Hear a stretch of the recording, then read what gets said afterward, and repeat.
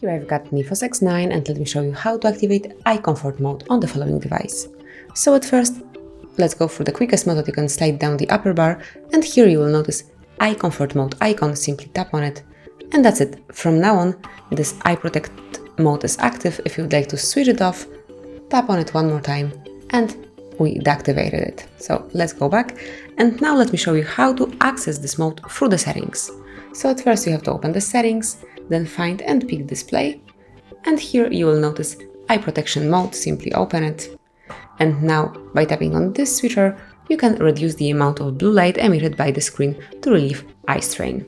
Obviously you can also adjust the effect, so you can change the intensity of the colors.